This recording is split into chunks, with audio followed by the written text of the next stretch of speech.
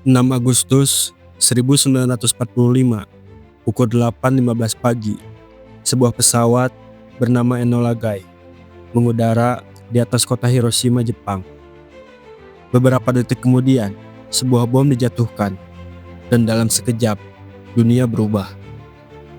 3 hari setelahnya, bom kedua jatuh di kota Nagasaki.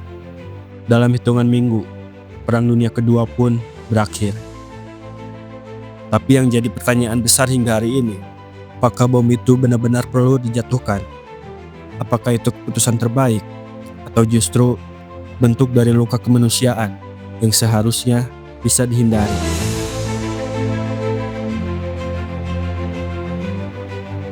Sebelum tahun 1945, Jerman sudah menyerah.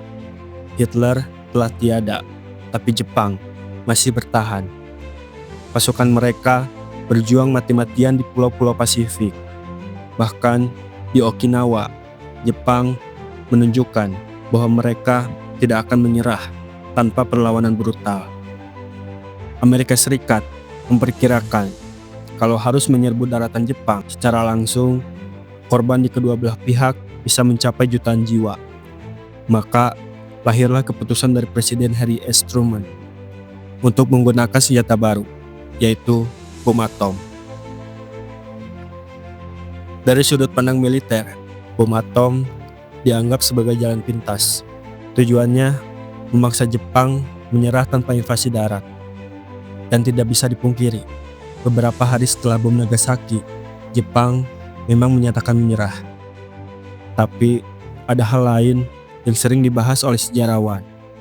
Uni Soviet yang saat itu juga tengah bersiap menyerang Jepang dari arah timur, mungkin akan memperluas pengaruhnya jika perang terus berlanjut. Maka ada yang berpendapat bom atom juga berfungsi sebagai sinyal kekuatan Amerika untuk dunia pasca perang. Lebih dari 200.000 jiwa tewas langsung atau perlahan akibat radiasi, luka bakar, dan efek jangka panjang dari bom tersebut. Mayoritas korban adalah warga sipil. Banyak sejarawan dan aktivis kemanusiaan percaya bom itu tidak hanya mengakhiri Jepang, tapi juga menciptakan babak baru dalam sejarah penderitaan manusia. Apakah itu adil? Apakah bisa dibenarkan secara moral, bahkan dalam konteks perang? Dunia setelah 1945 berubah drastis. Bom atom tidak hanya mengakhiri Perang Dunia Kedua, tapi juga membuka pintu bagi perlombaan senjata nuklir. Uni Soviet, Inggris, Prancis, dan negara lainnya mulai mengembangkan senjata yang sama. Dunia masuk ke dalam era Perang Dingin, di mana ancaman kehancuran total selalu menggantung di langit.